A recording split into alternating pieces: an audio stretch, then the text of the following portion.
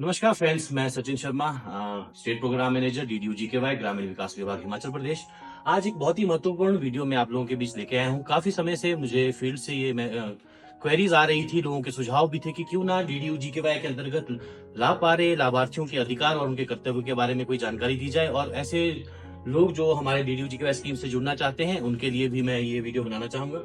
देखिए, दीनदयाल उपाध्याय ग्रामीण कौशल योजना, जैसा मैंने कहा है कि हिमाचल प्रदेश में 2.0 शुरू हो चुका है और हमारे प्रदेश भर में इस बार 54 ट्रेनिंग सेंटर्स है जो कार्यरत है और ट्रेनिंग हमारी शुरू हो चुकी है। तो मैं चाहूंगा कि जो डीडीयू जीकेवाई के लाभार्थी मेरी वीडियो देख रहे हैं, जो आप ट्रेनिंग कर रहे हैं, आपको भी ये समझना होगा कि कुछ आपके इसमें दिशा निर्देशिका के अनुसार कुछ आधार आपके अधिकार निहित किए गए हैं, कुछ आपके कर्तव्य भी है अपने ट्रेनिंग सेंटर और ट्रेनिंग के प्रति, वो हम डिटेल में डिस्कस करेंगे।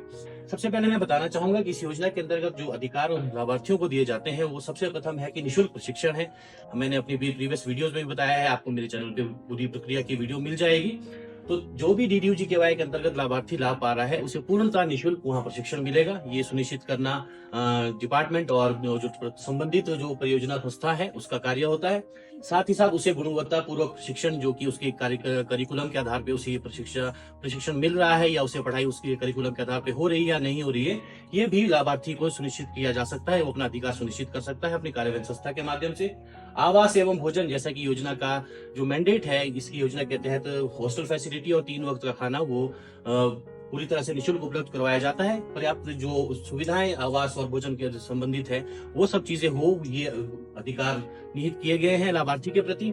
साथ ही साथ सुरक्षित वातावरण उसे मिलना चाहिए, जैसा कि दिशा निर्देशिका में निहित है कि डीडीयू जीकेवाई के जितने भी ट्रेनिंग सेंटर्स है या हमारे हॉस्टल्स है, तो उसकी एक प्रक्रिया में बताया गया है कि किस तरह से वहां पर स्ट्रक्चर होना चाहिए, और जितना भी हमारा ट्रेनिंग सेंटर होता है वो सीसीटीवी एनेबल्ड होता है। तो ये सारी चीजें जो दिशा निर्देशिका में निहित है, ये सब चीजों का जो अधिकार है वो लाभार्थियों को दिया गया है। लाभार्थी ये सुनिश्चित करे कि ये सारी चीजें उसे बाकायदा प्रॉपर तरीके से मिल रही है या नहीं।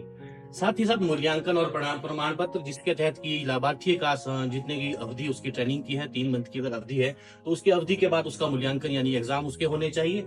और बाकायदा जो डिप्लोमा दिया जाता है, प्रमाण पत्र, उसे सर्टिफिकेट दिया जाता है, भारत सरकार जो मान्यता प्राप्त रहता है ये, तो वो भी उसे मिलना चाहिए। ये भी लाभार्थी का अधिकार है।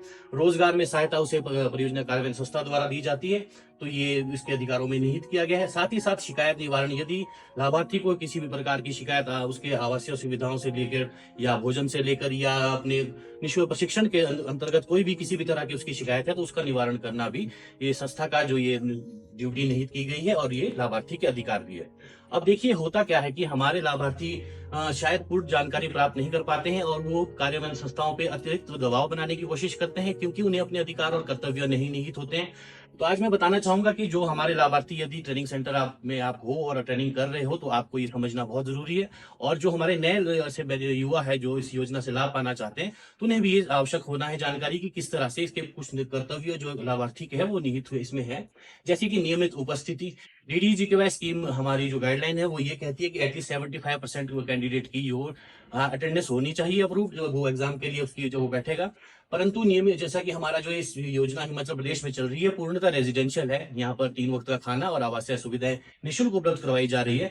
तो हमारा ये जो डिपार्टमेंट की तरफ से और जो हम युवाओं को संदेश देना चाहेंगे वो ये कि आप अपनी जो उपस्थिति है वो नियमित रखें। दूसरी बात है अनुशासन। यहाँ आपको हर तरह की सुविधाएं निःशुल्क उपलब्ध करवाई जाती है, प्रशिक्षण से लेकर रोजगार तक। तो आपका भी सेंटर के प्रति, अपने परियोजना के प्रति और साथ ही साथ डिपार्टमेंट के प्रति भी कुछ कर्तव्य है। तो उसमें सबसे पहले अनुशासन बहुत आवश्यक है कि आपको बहुत ही अनुशासित तरीके से अपना ट्रेनिंग सेंटर में अपने पूरा अपना प्रशिक्षण प्राप्त करना है और साथ ही साथ बहुत ही अनुशासित तरीके से रोजगार पर भी आपको जाना है। ईमानदारी एक सर्वोत्तम, जैसा कि आपको पता ही है, honesty is the best policy. तो वो इसलिए कि बच्चे को, अपने लाभार्थी को अपनी चीजों के प्रति ईमानदार रहना चाहिए। और साथ ही साथ जो उसका जो ट्रेनिंग सेंटर है, जो कि एक तरह का उसके लिए स्कूल समझ सकते हैं आप, एक प्रशिक्षण संस्थान है, उसके प्रति भी उसको काफी ईमानदारी इसमें होनी चाहिए। सही दस्तावेज, ये लाभार्थियों से हमने कई बार ऐसा देखा नहीं पाया है कि कुछ दस्तावेज जो लाभार्थी ट्रेनिंग सेंटर को मुहैया कराते हैं, कभी वो सही नहीं होते हैं या प्रॉपर जानकारी इसकी नहीं होती है। तो ये उसको सुनिश्चित करना होगा कि जो भी दस्तावेज वो अपनी संस्था में सबमिट करा रहा है वो प्रॉपरली वेरीफाइड और सही होने चाहिए।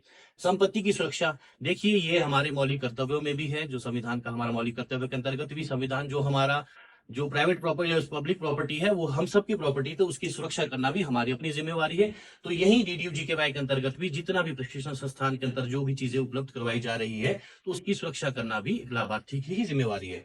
साथ ही साथ रोजगार स्वीकृति, जैसा कि इस DDU-GKY योजना, मैं बार बार कह रहा हूं कि मैंने प्रीवियस इसी चैनल पे आप देखेंगे, ये मेरा यूट्यूब चैनल है, इस चैनल के माध्यम से आप देखेंगे कि जो मैंने पहले भी DDU-GKY प्रक्रिया का पूरा विश्लेषण किया गया है कि किस तरह से DDU-GKY स्कीम है, क्या क्या इसके लाभार्थी किस तरह से इसमें लाभ पा सकते हैं और कौन कौन एलिजिबल है और क्या क्या लाभ उनको मिलेंगे, वो सारा मैं ऑलरेडी वीडियो बना चुका हूं। तो इसमें मेरा ये रहेगा कि DDU-GKY जो योजना है, ये पूर्णतः रोजगार आधारित स्कीम है। इसका मैंडेट ही कौशल प्रशिक्षण दिलवाना और उसके बाद रोजगार दिलाना ही इसका ध्येय है। तो रोजगार की स्वीकृति भी लेना, ये भी हमारे लाभार्थी का कर्तव्य है कि परियोजना संस्था द्वारा उसे किस जगह पे किस कंपनी में रोजगार दिलाया जा रहा है, उसको स्वीकृत करना और अकॉर्डिंगली जॉब करना, वो भी कर्तव्यों में सम्मिलित है। तो मैं फिर से एक बार कहना चाहूंगा कि हमारे लाभार्थी इस चीज का जरूर ध्यान दीजिए कि आपको हर तरह की जो सुविधाएं है वो निःशुल्क उपलब्ध करवाई जा रही है, परंतु कहीं ना कहीं आपका जो मौलिक कर्तव्य है, आपका दायित्व है, वो सब चीजें मैंने आपसे शेयर कर चुका हूँ कि ये सब चीजें आपका पालन करना भी आपका ही कर्तव्य है। और कुछ अधिकार जो आपके लिए मैक्सिमम अधिकार ये जो निहित किए गए हैं, ये सब चीजें सुनिश्चित रूप से चले, ये हम देखना कार्यान्वयन संस्था और विभाग की जिम्मेवारी है। तो मैं कोशिश कर रहा हूं कि मैं शायद उम्मीद करता हूं कि आप लोग इस वीडियो के माध्यम से अच्छे से समझ गए होंगे कि हमारे DDU-GKY योजना में लाभ पा रहे लाभार्थियों के क्या अधिकार है और क्या उनके कर्तव्य है संस्था के प्रति। और मैं बताना चाहूंगा कि मुझे पिछली वीडियोस पे काफी आप लोगों का प्यार मिला है, उसके लिए धन्यवाद। और अगर आपको अच्छी लगे तो जरूर शेयर सब्सक्राइब करें और ज्यादा से ज्यादा लोगों तक इसे शेयर करें। Thank you.